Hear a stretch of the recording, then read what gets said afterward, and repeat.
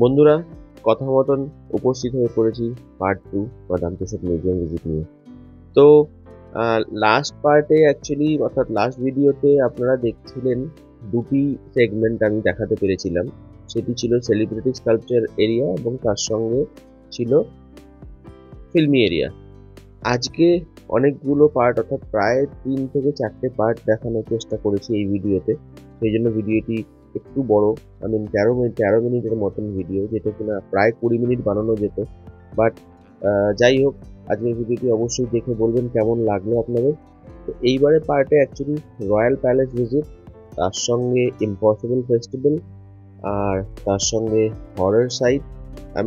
লন্ডনের একটা যে ভয়ঙ্কর দিক ছিল পুরোনো দিনে, হয়তো এখনো রয়েছে, বাট পুরোনো দিনে খুব বেশি করে আলোচিত ছিল, সেই হরর লন্ডন এবং তার সঙ্গে একটি স্পেশাল রাইড।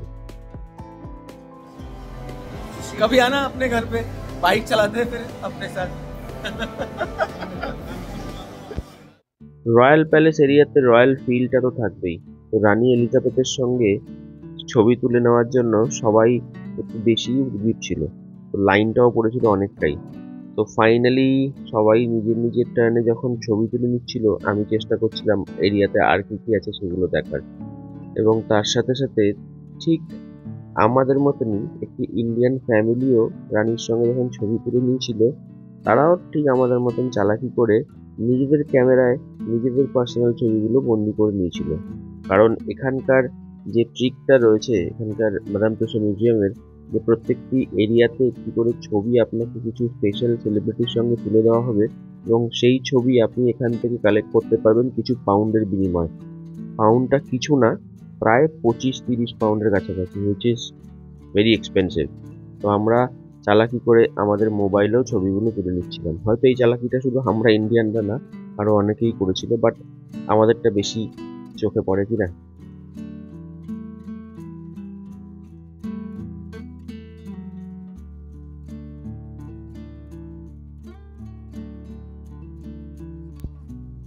আমিও আমার মতন রানীর সঙ্গে ছবি তুলে নিয়ে ফাইনালি এগিয়ে চললাম আর একটু আগে, মিস্টার বারাক ওবামার সঙ্গে কথা বলে নেওয়ার জন্য।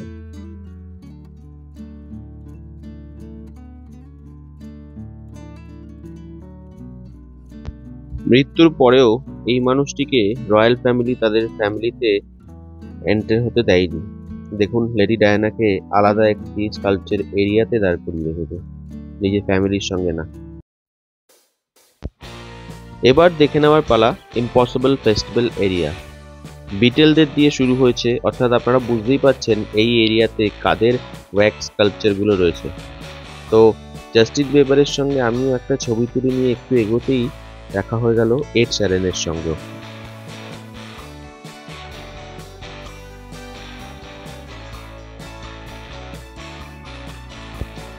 আমাদের দেশে অরিজিৎ সিং এর যেরকম একটি বিশাল বড় ফ্যান ফলোয়িং রয়েছে, সেরকমই মিউজিক ওয়ার্ল্ডে এড শিরানেরও ফ্যান ফলোয়িং ঠিক ততটাই বা তার থেকেও হয়তো বেশি।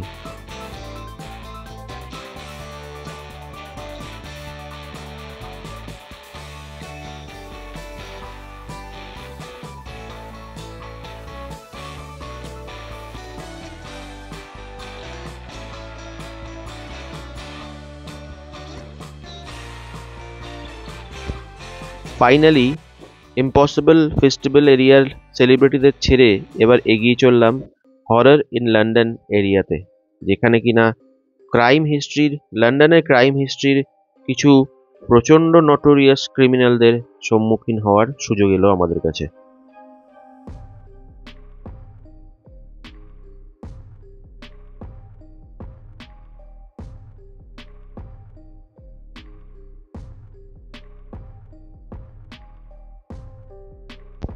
নাইনটিন সিক্সটিজের থেকে আর্লি 2000 ইরার অর্থাৎ ওই টাইম লাইনে লন্ডনের প্রেক্ষাপটে যে সমস্ত নটোরিয়াস ক্রিমিনালরা এসেছিলেন, যারা কিনা বিনা কারণে মানুষকে খুন করা থেকে শুরু করে আর কি এমন কোনো কিছু বাদ ছিল না যেটা ওনারা করতেন। এই মানুষটি এখানে যে বসে আছেন, ইনি তার বাড়ির দেয়ালে অগণিত মানুষকে পুঁতে দিয়েছিলেন। মনে পড়ে সেই 100 ডেজ বলে একটি সিনেমা হয়েছিল আমাদের এখানে।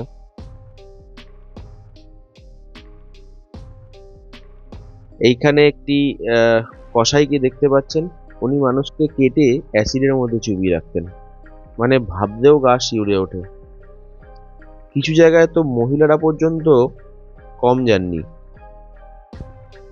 রুথ এলিস নামক এই মহিলাটি ছিল লন্ডনের বার ডান্সার।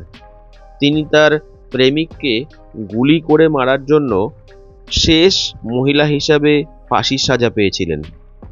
উনি ছিলেন ইংল্যান্ডের বা লন্ডনের শেষ মহিলা যাকে ফাঁসির সাজা দেওয়া হয়েছিল। আর এই মহান ব্যক্তি, যাকে দেখলে অতীব ভদ্র শিক্ষিত মনে হয়, হয়তো উনি শিক্ষিত ছিলেনও, 17 জনকে বিনা কারণে মেরেছিলেন। এবং ফাইনালি দ্য জ্যাক রিপার 1888 শতকের বা 1900 শতকের একটি ফেমাস সিরিয়াল কিলার। ফেমাস এই কারণেই, কারণ উনি যে কতগুলো মার্ডার করেছিলেন তা হয়তো আজ পর্যন্ত ইতিহাসের পাতায় সঠিক নাম্বার কোনোদিনও খুঁজে পাওয়া যায়নি। এবং লন্ডনের স্ট্রিটে একটা সময় এরকম মানুষের মাথা, কাটা মাথা, সেই স্ট্রিট ল্যাম্পের রাস্তায় রাস্তায় ঝুলিয়ে রাখা হতো।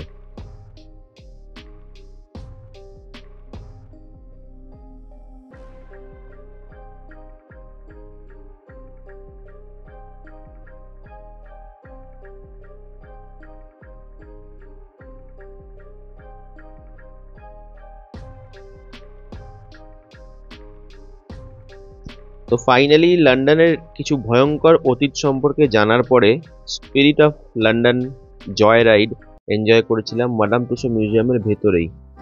এটা আর কিছুই না, লন্ডনের যে ফেমাস ব্ল্যাক ট্যাক্সি আছে সেই ট্যাক্সির আদলেই কিছু সিট রয়েছে, যেটি কিনা কনভেয়ার বেল্টের মতন বিভিন্ন এরিয়া দিয়ে ঘুরে ঘুরে ঘুরে ঘুরে যাবে এবং বিভিন্ন টাইম লাইনে লন্ডনের কে কে ফেমাস ফেমাস যে সমস্ত ব্যক্তিরা ছিলেন তাদের স্কাল্পচারের সামনে দিয়ে আমাদের পুরো রাইডটা নিয়ে যাওয়া হবে। একটা দারুণ সুন্দর এবং এনজয়েবল একটি রাইড উপভোগ করেছিলাম এই সময়টা। আপনারাও দেখুন।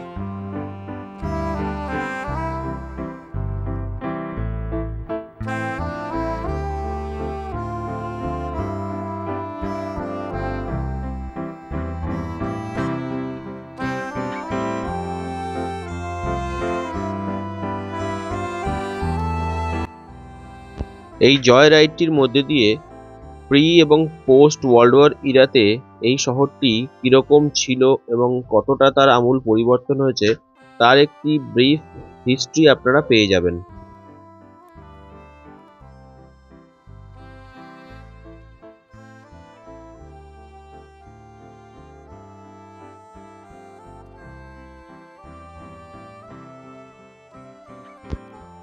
দুটো বিশ্বযুদ্ধে অংশগ্রহণ করার পরেও শুধুমাত্র ইস্ট ইন্ডিয়া কোম্পানির লুট করে আনা সম্পত্তির জোরেই আজকে আবার এই শহরটি উঠে দাঁড়াতে পেরেছে। আপনাদের কি মনে হয় কমেন্ট বক্সে কমেন্ট করে জানাবেন। কিন্তু আমার ব্যক্তিগতভাবে মতামত, সেই সম্পত্তি না থাকলে আজকের এই লন্ডন শহরটি হয়তো এতটা সুন্দর হয়ে উঠতে পারতো না।